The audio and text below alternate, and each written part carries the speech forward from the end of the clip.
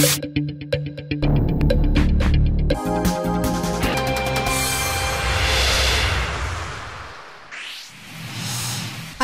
ಕರ್ನಾಟಕ ಚಾಪ್ಟರ್ನ 10ನೇ ವಾರ್ಷಿಕ ಕಾನ್ಫರೆನ್ಸ್ನ ಉದ್ಘಾಟನಾ ಸಮಾರಂಭ ಐಎಸ್ಡಿ ಕೆಸಿಒಎನ್ ವತಿಯಿಂದ ಕಲಬುರಗಿಯ ಎಂಆರ್ಎಂಸಿಯಲ್ಲಿ ಕಾರ್ಯಕ್ರಮದ ಆಯೋಜನೆ. ಭಾಷೆ ಬದುಕಿನ ಅವಿಭಾಜ್ಯ ಅಂಗವಾಗಿದೆ, ಸಾರಂಗಧರ ದೇಶಿಕೇಂದ್ರ ಮಹಾಸ್ವಾಮಿಗಳ ಅಭಿಮತ.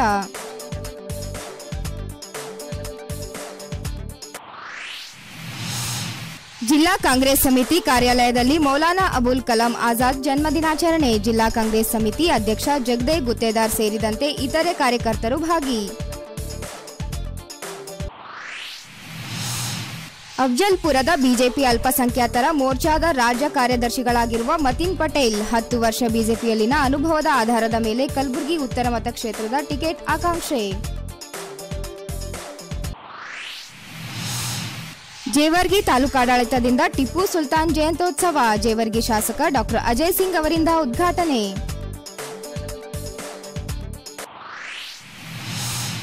ನವೆಂಬರ್ 21ರಂದು ಡಾಕ್ಟರ್ ಎಸ್ಎಂ ಪಂಡಿತ್ ರಂಗಮಂದಿರದಲ್ಲಿ ಮಕ್ಕಳ ಹಬ್ಬ. ಧಾರವಾಡದ ಕರ್ನಾಟಕ ಬಾಲ ವಿಕಾಸ ಅಕಾಡೆಮಿಯಿಂದ ಆಯೋಜನೆ.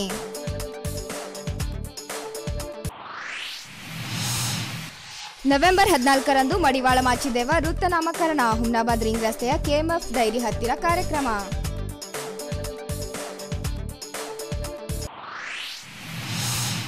ನವೆಂಬರ್ 18ರಂದು ಆಳಂದ್ ಶಾಸಕರ ನಿಧಿಗೆ ಹಣ ಭರ್ತಿ ಮಾಡುವ ಚಳವಳಿ. ಅಹಿಂದ ಚಿಂತಕರ ವೇದಿಕೆ ಕಲಬುರಗಿಯ ವತಿಯಿಂದ ವಿನೂತನ ಯೋಜನೆ.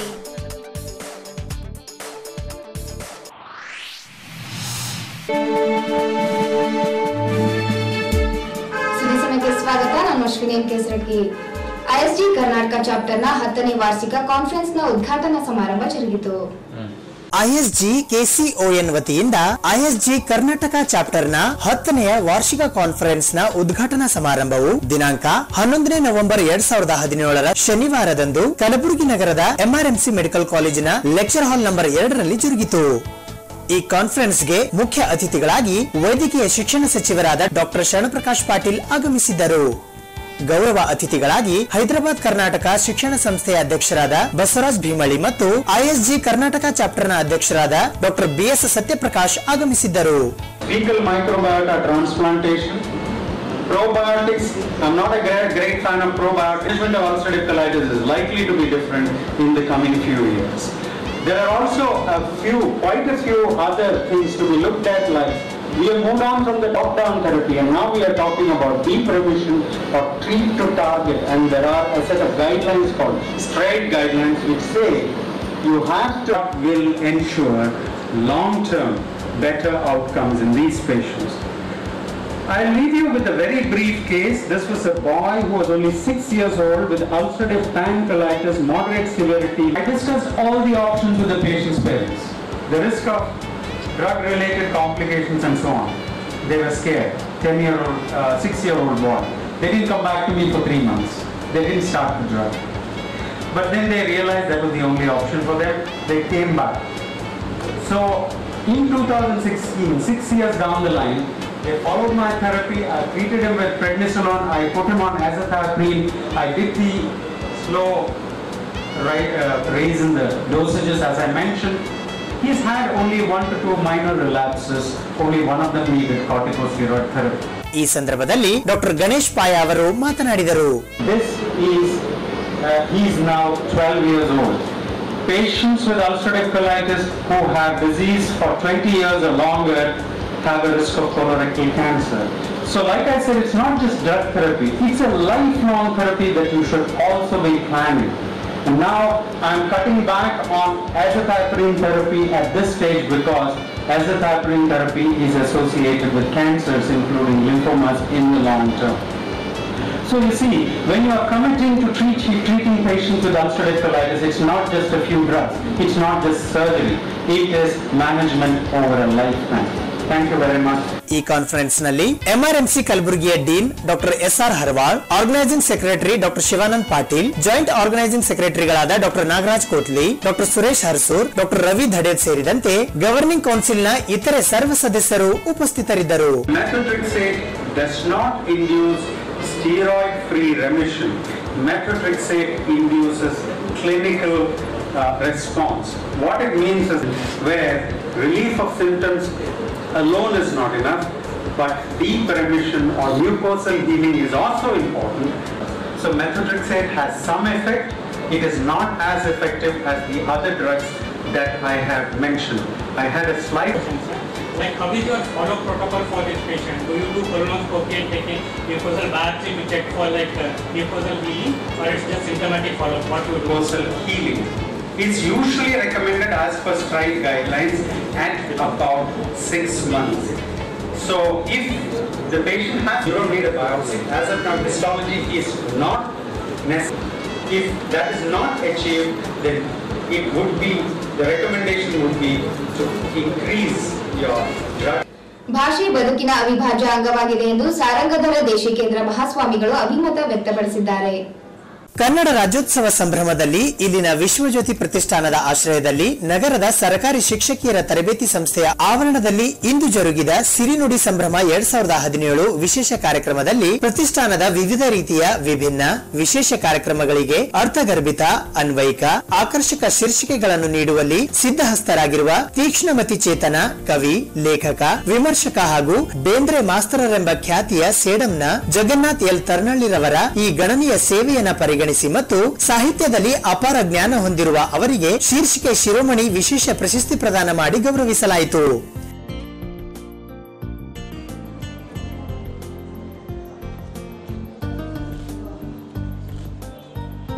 ಪ್ರಶಸ್ತಿ ಪ್ರದಾನ ಮಾಡಿ ಮಾತನಾಡಿದ ನಿವೃತ್ತ ಜಿಲ್ಲಾ ನ್ಯಾಯಾಧೀಶರು ಆದ ಖಾಯಂ ಜನತಾ ನ್ಯಾಯಾಲಯದ ಅಧ್ಯಕ್ಷ ಎಸ್ಎಂ ಪಾಟೀಲ್ ರವರು ಐಕ್ಯತೆ ಮತ್ತು ಪ್ರೀತಿಗೆ ಹೆಸರುವಾಸಿಯಾದ ಕನ್ನಡ ನಾಡು ಪ್ರತಿಭಾಶಾಲಿಗಳ ಬೀಡಾಗಿದೆ ಎಂದರು. ಈ ಸಮಾರಂಭದ ಸಾನ್ನಿಧ್ಯ ವಹಿಸಿ ಆಶೀರ್ವಚನ ನೀಡಿದ ಸಾರಂಗ ಮಠದ ಜಗದ್ಗುರು ಪೂಜ್ಯ ಡಾಕ್ಟರ್ ಸಾರಂಗಧರ ದೇಶಿಕೇಂದ್ರ ಮಹಾಸ್ವಾಮಿಗಳು ಮಾನವ ಭಾವನಾ ಜೀವಿ, ಬದುಕಿನ ಒಂದೊಂದು ಕ್ಷಣಗಳು ಭಾವನೆಗಳ ಮಿಲನ, ಭಾಷೆ ಬದುಕಿನ ಅವಿಭಾಜ್ಯ ಅಂಗವಾಗಿದೆ ಎಂದರು. ಮೂರ್ತಿ ಚಿಕ್ಕದಾದರೂ ಕೀರ್ತಿ ದೊಡ್ಡದನ್ನುವಂತೆ ಜಗನ್ನಾಥ್ ತರ್ನಳ್ಳಿಯವರು ನಮ್ಮ ಭಾಗದ ಒಬ್ಬ ಸಾಹಿತ್ಯದ ಶಿರೋಮಣಿ ಇದ್ದಂಗವರು. ಯಾಕಂದ್ರೆ ಮನುಷ್ಯನಿಗೆ ಸಾಹಿತ್ಯದ ಮೇಲೆ ಬಹಳ ಒಲವಿದ್ರೆ ಆ ಕೆಲಸ ಮಾಡ್ತಾ ಇದ್ದ. ಅವರ ಶೀರ್ಷಿಕೆಯನ್ನ ಬಹಳ ಪೇಪರ್ಗಳಲ್ಲಿ ನಾನು ಓದಿದ್ದೇನೆ. ಒಳ್ಳೆ ಲೇಖನ. ಕೆಲವೊಂದು ಲೇಖನಗಳು ಹೀಗಿರ್ತಾ ಇದ್ದಾವಲ್ಲ, ಆ ಲೇಖನಗಳು ಬರಿದರೆ ಕೈ ತೊಳ್ಕೊಂಡು ಮುಟ್ಟಬೇಕು ಜಗನ್ನಾಥ ತರ್ನಳ್ಳಿ ಅಂತವ್ರು. ಇನ್ನೊಂದು ಕೆಲವೊಂದು ಲೇಖನ ಇರ್ತಾವ, ಮುಟ್ಟಿ ಕೈ ತೊಳ್ಕೋಬೇಕು. ಲೇಖನದಾಗ 2 ಪ್ರಕಾರ ಇರ್ತಾವ. ಆದರೆ ಜಗನ್ನಾಥ ತರ್ನಳ್ಳಿಯವರು ಸರಳ ಸಜ್ಜನಿಗೆ ಹೆಸರಾದ ಮನುಷ್ಯ. ಮನುಷ್ಯನಿಗೆ ವಿದ್ಯದ ಜೊತೆಗೆ ವಿನಯ ಬೇಕು. ವಿದ್ಯ ವಿನಯ ಇದು ಮುಗಿದ ಕೈ ಬಾಗಿದ ತಲೆ ಬಸವ ಸಂಸ್ಕೃತಿಯನ್ನ ಜಗನ್ನಾಥ್ ತರ್ನಳ್ಳಿ ಅವರಲ್ಲಿ ಇದೆ. ಪ್ರಶಸ್ತಿ ಸ್ವೀಕರಿಸಿ ಮಾತನಾಡಿದ ಸಾಹಿತಿ ಜಗನ್ನಾಥ್ ಎಲ್ ತರ್ನಳ್ಳಿ ಅವರು ಕನ್ನಡವೆಂದರೆ ಅದೊಂದು ಗಾಳಿ, ಬೆಳಕು, ನೆಲ, ಜಲ. ಒಟ್ಟಾರೆ ಹೇಳುವುದಾದರೆ ಕನ್ನಡವೆಂದರೆ ಒಂದು ಸಂಸ್ಕೃತಿ ಮತ್ತು ಜೀವನ ಶೈಲಿಯಾಗಿದೆ ಎಂದು ಹೇಳಿದರು. ಪ್ರಾಸ್ತಾವಿಕವಾಗಿ ಮಾತನಾಡಿದ ಪ್ರತಿಷ್ಠಾನದ ಸಂಸ್ಥಾಪಕ ವಿಜಯಕುಮಾರ್ ತೇಗಲ್ತಿಪ್ಪಿ ಅವರು ಕನ್ನಡ ಎಂದಾಕ್ಷಣ ಕಡಿಮೆ ಎಂಬ ಮಾನಸಿಕ ಕೀಳರಿಮೆಯನ್ನು ಇಂದಿನ ಯುವಕರು ಮೊದಲು ತೊರೆದು ಹಾಕಬೇಕು ಎಂದರು. ಶಕ್ತಿ ಯಾವುದು ಅಂತ ಕೇಳಿದ್ರೆ ಇವತ್ತು ನಮ್ಮ ವೇದಿಕೆ ಮೇಲೆ ಇರ್ತಕ್ಕಂಥ ನಮ್ಮ ಜಗನ್ನಾಥ್ ತರ್ನಳ್ಳಿ ಸರ್ ಅವರು ಇರ್ತಕ್ಕಂಥ ಮಾತನ್ನ ಹೇಳಿಕೆ ನನಗೆ ಇಚ್ಛೆ ಪಡ್ತಾನೆ ಸ್ನೇಹಿತರೆ. ಯಾಕಂತಂದ್ರೆ ಅವ್ರ ವಯಸ್ಸು ಚಿಕ್ಕದಿರ್ಬೋದು, ಬಹಳ ಅದ್ಭುತ ಜ್ಞಾನಿ ಸ್ನೇಹಿತರೆ. ಜ್ಞಾನದ ಕಣಿ ಅಂತಂದ್ರೂ ಕೂಡ ಕಡಿಮೆ ಅಂತ ನನಗೆ ಅನಿಸ್ತದೆ. ಸಾಹಿತ್ಯ ಕ್ಷೇತ್ರದಲ್ಲಿ ಬಹಳ ಅಪಾರವಾದ ಜ್ಞಾನ ಹೊಂದಿರ್ತಕ್ಕಂಥ ಒಬ್ಬ ನಮ್ಮವರೇ ಆಗಿರ್ತಕ್ಕಂಥ ಜಗನ್ನಾಥ್ ತರ್ನಳ್ಳಿ ಅವರು ಬಹುಶಃ ಅವರು ಮಾರ್ಗದರ್ಶನದಲ್ಲಿ ಅವರು ಕೊಡ್ತಕ್ಕಂಥ ಶೀರ್ಷಿಕೆಗಳಲ್ಲಿ ಇಡೀ ಕಲಬುರಗಿ ನಾಡಿದಂತೆ ಅಂತ ಮಾಡ್ತಕ್ಕಂಥ ಕಾರ್ಯಕ್ರಮಗಳಿಗೆ ಬಹಳ ಹೊಸ ಮೆರಗನ್ನ ಬಂದಿರತಕ್ಕಂಥದ್ದು ಕೂಡ ನಾವೆಲ್ಲರೂ ಬಹಳ ಅಭಿಮಾನ ಪಡ್ತಕ್ಕಂಥ ಸಂಗತಿ ಸ್ನೇಹಿತರೆ. ಯಾಕಂತಂದ್ರೆ ಇವತ್ತು ಜಗನ್ನಾಥ್ ತರ್ನಳ್ಳಿ ಅವರಿಗೆ ಇವತ್ತು ಬಹುಶಃ ನಮಗೆ ಕೊಡ್ತಕ್ಕಂಥ ಶೀರ್ಷಿಕೆ ಅದಕ್ಕೆ ಪೂರಕವಾಗಿನೇ ಅವರಿಗೆ ಒಂದು ಒಳ್ಳೆ ಪ್ರಶಸ್ತಿಯನ್ನ ಕೊಡಬೇಕಂತಕ್ಕಂಥ ಆಸೆ ಬಹಳ ದಿವಸಗಳಿಂದ ಇತ್ತು.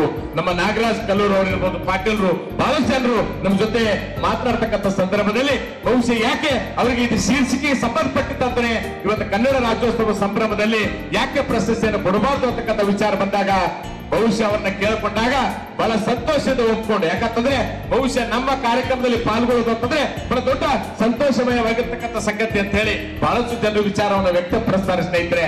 ಮಳಖೇಡ್ ದರ್ಗಾದ ಪೂಜ್ಯ ಸೈಯದ್ ಶಾ ಮುಸ್ತಫಾ ಖಾದ್ರಿ ಆಶೀರ್ವಚನ ನೀಡಿದರು. ಕಾಲೇಜಿನ ಪ್ರಾಂಶುಪಾಲರಾದ ಬಸಂತಬಾಯಿ ಡಿ ಅಕ್ಕಿ ಕಾರ್ಯಕ್ರಮದ ಅಧ್ಯಕ್ಷತೆ ವಹಿಸಿ ಮಾತನಾಡಿದರು. ಯುವ ಮುಖಂಡರಾದ ರಾಹುಲ್ ಅಶೋಕ್ ಹೊನ್ನಳ್ಳಿ, ಪ್ರತಿಷ್ಠಾನದ ಅಧ್ಯಕ್ಷ ಶ್ರೀಕಾಂತ್ ಪಾಟೀಲ್ ತಿಳುಗೋಳ್ ಮಾತನಾಡಿದರು. Hirekavi Parameshwar Shetgar, Subhash Chakravarti, Shilpa Das, MB Ningappa, SM Pattankar, BM Patil Kallur, Neelambika Choukimath, Nagaraj Patil Dannur ಮುಂತಾದವರಿದ್ದರು. ನಂತರ ನಡೆದ ಹಾಸ್ಯ ಕಾರ್ಯಕ್ರಮದಲ್ಲಿ ಶರಣು ದೇಸಾಯಿ ತಮ್ಮ ಹಾಸ್ಯ ಸಿಂಚನದಿಂದ ನೆರೆದ ಪ್ರೇಕ್ಷಕರ ಮನಸೂರೆಗೊಂಡರು. ಜೂನಿಯರ್ ಡಾಕ್ಟರ್ ರಾಜ್ಕುಮಾರ್ ಖ್ಯಾತಿಯ ಶಂಭುಲಿಂಗ್ ಬುಳ್ಳಾರ್ ಅವರ ಅಭಿನಯ ಕನ್ನಡ ಪ್ರೇಮವನ್ನ ಹೆಚ್ಚಿಸಿತು. ಪ್ರತಿಭೆ ಇರ್ತದೋ ಆ ಪ್ರತಿಭೆಗೆ ನಾವೆಲ್ಲರೂ ಮೆಚ್ಚಿಕೊಳ್ಳತಕ್ಕಂಥ ಮನುಷ್ಯರು ಇವತ್ತು ನಿರ್ಮಾಣ ಆಗಬೇಕಾಗಿರ್ತದೆ ಸ್ನೇಹಿತರೆ.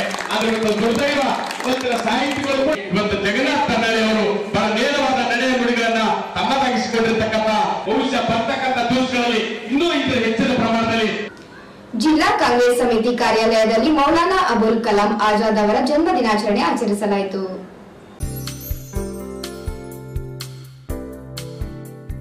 ಕಲಬುರಗಿ ಜಿಲ್ಲಾ ಕಾಂಗ್ರೆಸ್ ಸಮಿತಿಯ ಕಾರ್ಯಾಲಯದಲ್ಲಿ ಇಂದು ಮೌಲಾನಾ ಅಬುಲ್ ಕಲಾಂ ಆಜಾದ್ ಅವರ ಜನ್ಮ ದಿನಾಚರಣೆಯನ್ನು ಆಚರಿಸಲಾಯಿತು.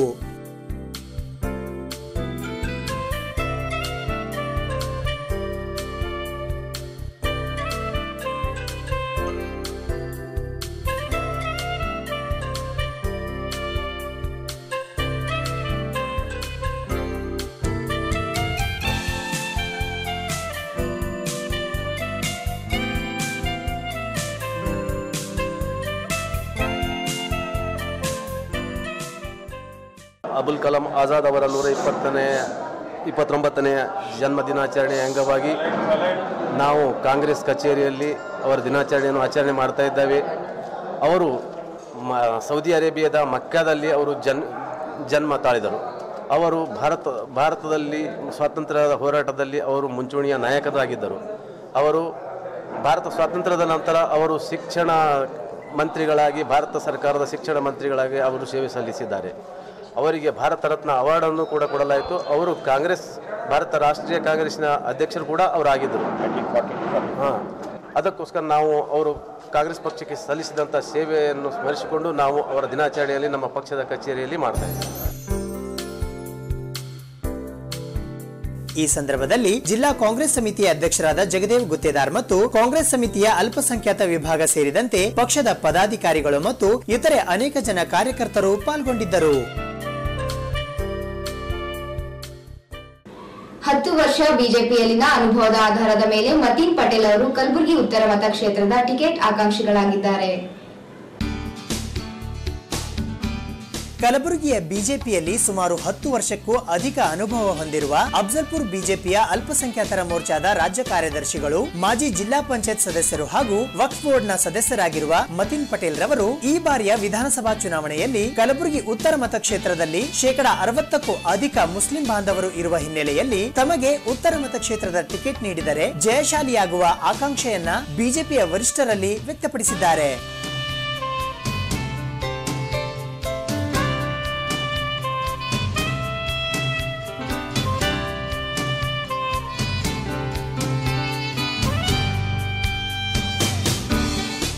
ಇವತ್ತು ಖಾಜಾ ಬಂದೇ ನವಾಜ್ ಮತ್ತು ಶರಣಬಸವೇಶ್ವರ ಗುಲ್ಬರ್ಗಾದಲ್ಲಿ ನಾವೆಲ್ಲ ಹಿಂದೂ ಮುಸ್ಲಿಂ ಬಾಯಿ ಅಂತ ನಾವಿಲ್ಲಿ ಬಹಳಷ್ಟು ಜನ ನಾವು ಹಂಗಿರ್ತೇವೆ. ಯಾಕಂದರೆ ನಾನು ಉತ್ತರ ಮತಕ್ಷೇತ್ರದ ಆಕಾಂಕ್ಷಿ ಕೂಡ ಇದ್ದಿದ್ದೇನೆ. ಯಾಕಂದರೆ ನಮ್ಮ ಯಡಿಯೂರಪ್ಪ ಅವ್ರ ಸಾಹೇಬ್ರದ್ದು ನಮ್ಮ ಅಲ್ಪಸಂಖ್ಯಾತರು ಬಹಳಷ್ಟು ಹೆಲ್ಪ್ ಆಗ್ಯದ. ಯಾಕಂದರೆ ಇವತ್ತು CM ಆದರೂ ಫಸ್ಟ್ ಮೊದಲನೇ ಶರಣಬಸಪ್ಪ ಗುಡಿಗೆ ಮತ್ತು ಖಾಜಾ ಬಂದೇ ನವಾಜ್ ಗುಡಿಗೆ ದರ್ಶನ ಕೊಟ್ಟರು. ಅವರು ಬಂದ್ರಪ್ಲೆ ಖಾಜಾ ಬಂದೇ ನವಾಜ್ ಅವರ 40 ಲಕ್ಷ ರೂಪಾಯಿ ಅದು ಲೋನ್ ಇತ್ತು, ಅದು ಮಾಫ್ ಮಾಡಿದ್ರು. ಈದ್ಗಾ ಮೈದಾನಿಗೆ 1 ಕೋಟಿ ರೂಪಾಯಿ ಕೊಟ್ಟರು. ಅದ್ರ ಪರವಾಗಿ ಬಹಳಷ್ಟು ನಮ್ಮ ಅಲ್ಪಸಂಖ್ಯಾತರಿಗೆ ಯಡಿಯೂರಪ್ಪ ಸಾಹೇಬರು ಕೆಲಸ ಮಾಡಿದ್ದಾರೆ. ಇವತ್ತಿನ ನಾವು ಮೋದಿಯವರ ಹೇಳ್ಬೇಕಂದ್ರೆ ನಮ್ಮ ಇವತ್ತು LPG ಗ್ಯಾಸ್ ಬಗ್ಗೆ ಬೇಟಿ ಬಚಾವ್ ಬೇಟಿ ಪಡಾವ್ ಅಂತ ಅದು ಒಂದು ಸ್ಕೀಮ್. ಮತ್ತು ನಾನು ಕೂಡ ಅಲ್ಲಿ ಉತ್ತರ ಮತಕ್ಷೇತ್ರದಿಂದ ಆಕಾಂಕ್ಷಿ ಯಾಕಿದ್ದೇನೆಂದರೆ ಅಲ್ಲಿ ಬಹಳಷ್ಟು ಜನ ಅಲ್ಪಸಂಖ್ಯಾತರು ಮುಸ್ಲಿಂ ಬಾಂಧವರು 60% ಜನ ಇದ್ದಾರೆ. ನಾನು ಕೂಡ ಒಂದು ಕಾರ್ಯಕರ್ತನಾಗಿ ಒಂದು ಬಿಜೆಪಿನಲ್ಲಿ 10 ವರ್ಷದಿಂದ ಕೆಲಸ ಮಾಡ್ತಾ ಇದ್ದೇನೆ. ಅದು ಸಲಾಗ ಇವತ್ತು ನಾನು ಅಲ್ಲಿ ಆಕಾಂಕ್ಷಿಯಾಗಿ ಎಲ್ಲ ನಮ್ಮ ಅಲ್ಪಸಂಖ್ಯಾತರ ಮೋರ್ಚಾಲಿಂದ ಎಲ್ಲರೂ ನಾವು ಈಗಾಗಲೇ ಯಡಿಯೂರಪ್ಪ ಸಾಹೇಬ್ರಿಗೆ ಕೂಡ ಭೇಟಿಯಾಗಿದ್ದೆವು. ಅಲ್ಲಿ ಕೂಡ ಅವ್ರು ಹೇಳಿದ್ದಾರೆ ಅಲ್ಪಸಂಖ್ಯಾತರು ಎಲ್ಲಿನ ಹೆಚ್ಚಿನ ಅವಕಾಶ ಅದ ಅಲ್ಲಿ ಟಿಕೆಟ್ ಕೊಡ್ತೀನಿ ಅಂತ ನಮಗೆ ಆಶ್ವಾಸನೆ ಕೊಟ್ಟಿದ್ದಾರೆ. ಈಗಾಗಲೇ ಸರ್ವೆ ಕೂಡ ನಡೀತಾ ಇದೆ. ನಾನು ಕೂಡ ಅಲ್ಲಿ ಉತ್ತರ ಮತಕ್ಷೇತ್ರದ ಆಕಾಂಕ್ಷಿದ್ದೀನಿ. ಮತ್ತೊಂದು ಹೇಳ್ಬೇಕಂದ್ರೆ ನಮ್ಮ ಮುಸಲ್ ಬಾಂಧವರು ನಮ್ಮ ಬೀಗರು ನಂಟರಲ್ಲಿ ಒಂದು 10,000 ಜನ ಅದಾರೆ. ಪಟೇಲ್ ಫ್ಯಾಮಿಲಿ ಅಂತ ದೊಡ್ಡ ಫ್ಯಾಮಿಲಿ ನಮ್ಮದು. ಅಲ್ಲಿ ಕೂಡ ಅಲ್ಲಿ ನಮ್ಮ ರಿಲೇಷನ್ ಕೂಡ ಒಂದು 10,000 ರಿಲೇಷನ್ ಇದ್ದಾರೆ ಅಲ್ಲಿ. ಇದ್ರ ಪ್ರಕಾರ ನಾನು ಅಲ್ಲಿ ಟಿಕೆಟ್ ಆಕಾಂಕ್ಷಿ ಕೇಳ್ತಾ ಇದ್ದೀನಿ. ನಾವೊಂದು ಸಾದ ಕಾರ್ಯಕರ್ತನಾಗಿ ಅಲ್ಲಿ ನಮಗೊಂದು ಜನದ್ದು ಕೆಲಸ ಮಾಡ್ಲಿಕ್ಕೆ ಅವಕಾಶ ಕೊಟ್ಟರೆ, ಒಂದು ಅಲ್ಪಸಂಖ್ಯಾತರನ್ನು ನಮಗೊಂದು ಟಿಕೆಟ್ ಅವಕಾಶ ಕೊಟ್ಟರೆ, ನಮ್ಮ ಅವಕಾಶ ಕೊಟ್ಟರೆ ನಾವು ಈಗ ರಾಜ್ಯದಲ್ಲಿ ಒಂದು ಒಳ್ಳೆಯ ಸಂದೇಶ ಹೋಗ್ತದೆ. ನಮ್ಮ ಯಡಿಯೂರಪ್ಪ ಅವರು ಒಂದು ಅಲ್ಪಸಂಖ್ಯಾತರು ನಮ್ಮ ಬಹಳಷ್ಟು ಅವ್ರ ಕಡೆ ಒಲವಿದೆ, ಬರ್ತಾ ಇದ್ದಾರೆ ಜನ BJPಗೆ. ಅವ್ರು ಒಂದು ಟಿಕೆಟ್ ಕೊಟ್ಟರೆ ರಾಜ್ಯದಲ್ಲಿ ಒಳ್ಳೆಯ ಸಂದೇಶ ಹೋಗುತ್ತೆ. ಇಲ್ಲಿ ಒಂದು ಅಲ್ಪಸಂಖ್ಯಾತರಿಗೆ ನಮಗೊಂದು ಅವಕಾಶ ಕೊಟ್ಟಂಗೆ ಬೇತ. ನಾ ಅದು ಕೆಲಸ ಮಾಡ್ಲಿಕ್ಕೆ ಸಿದ್ಧಿದ್ದೀನಿ. ಅಲ್ಪಸಂಖ್ಯಾತರಲ್ಲಿ ಹಿಂದೂಬಾಯಲ್ಲಿ ಎಲ್ಲ ನಾವು ಕೆಲಸನ ಬಹಳಷ್ಟು ಮಾಡ್ಲಿಕ್ಕೆ ನಂದು ಅವಕಾಶ ಕೊಟ್ಟರೆ, ನನಗೊಂದು ಅವಕಾಶ ಕೊಟ್ಟರೆ ಒಳ್ಳೆಯ ಕೆಲಸ ಮಾಡ್ತೀನಿ ಅಂತ ಈ ಸಂದರ್ಭದಲ್ಲಿ ಹೇಳಕ್ಕೆ ಇಷ್ಟಪಡ್ತೀನಿ. ತಮಗೆ ಉತ್ತರ ಮತಕ್ಷೇತ್ರದ ಟಿಕೆಟ್ ನೀಡುವಂತೆ ಮನವಿ ಮಾಡುತ್ತಿರುವ ಸಂದರ್ಭದಲ್ಲಿ ಮತಿನ್ ಪಟೇಲ್ ರವರೊಂದಿಗೆ ಅಲ್ಪಸಂಖ್ಯಾತರ ಮೋರ್ಚಾದ ಪ್ರಧಾನ ಕಾರ್ಯದರ್ಶಿಗಳಾದ ಶೇಖ್ ಹಾಜಾ ಹುಸೇನ್ ಅತನೂರ್, ಉಪಾಧ್ಯಕ್ಷರಾದ ಮೆಹಬೂಬ್ ಪಟೇಲ್, ಅಲ್ಪಸಂಖ್ಯಾತ ಉತ್ತರ ಮಂಡಲದ ಪ್ರಧಾನ ಕಾರ್ಯದರ್ಶಿ ಶೇಖ್ ಫಯಾಜ್, ಪ್ರಧಾನ ಕಾರ್ಯದರ್ಶಿ ಡಾಕ್ಟರ್ ಮೊಯಿನುದ್ದೀನ್ ಪಟೇಲ್, ಮೊಹಮ್ಮದ್ ಇಕ್ಬಾಲ್, ಮೊಹಮ್ಮದ್ ಆಫ್ತಾಬ್ ಮತ್ತು ರಿಯಾಜ್ ಪಟೇಲ್ ಸೇರಿದಂತೆ ಇತರರು ಉಪಸ್ಥಿತರಿದ್ದರು. ಜೇವರ್ಗಿಯಲ್ಲಿ ಟಿಪ್ಪು ಸುಲ್ತಾನ ಜಯಂತ್ಯೋತ್ಸವವನ್ನು ಶಾಸಕ ಡಾಕ್ಟರ್ ಅಜಯ್ ಸಿಂಗ್ ಅವರು ಉದ್ಘಾಟಿಸಿದರು. ಜೇವರ್ಗಿ ತಾಲೂಕಾ ಆಡಳಿತದ ವತಿಯಿಂದ ನವೆಂಬರ್ 10ರಂದು ಮೈಸೂರು ಹುಲಿ ಹಜರತ್ ಟಿಪ್ಪು ಸುಲ್ತಾನ್ ರವರ ಜಯಂತ್ಯೋತ್ಸವ ಕಾರ್ಯಕ್ರಮವನ್ನು ಹಮ್ಮಿಕೊಳ್ಳಲಾಗಿತ್ತು.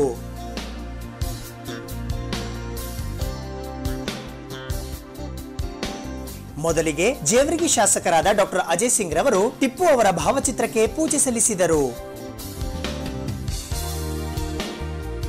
ತದನಂತರ ಅವರು ಜ್ಯೋತಿ ಬೆಳಗಿಸುವ ಮೂಲಕ ಈ ಜಯಂತ್ಯೋತ್ಸವ ಕಾರ್ಯಕ್ರಮಕ್ಕೆ ವಿದ್ಯುಕ್ತವಾಗಿ ಚಾಲನೆ ನೀಡಿದರು. ಇದೇ ಸಂದರ್ಭದಲ್ಲಿ ಶಾಸಕ ಡಾಕ್ಟರ್ ಅಜಯ್ ಸಿಂಗ್ ರವರಿಗೆ ಮಾಲಾರ್ಪಣೆ ಮಾಡಿ ಸತ್ಕರಿಸಲಾಯಿತು. ನಂತರ ಅವರು ಟಿಪ್ಪು ಸುಲ್ತಾನ್ ಅವರ ಕುರಿತು ಮಾತನಾಡಿದರು. ಈ ಸಂದರ್ಭದಲ್ಲಿ ಜೇವರ್ಗಿ ತಾಲೂಕಿನ ಅನೇಕ ಜನ ಕಾಂಗ್ರೆಸ್ ಕಾರ್ಯಕರ್ತರು ಮತ್ತು ಟಿಪ್ಪು ಅಭಿಮಾನಿಗಳು ಭಾಗವಹಿಸಿದ್ದರು.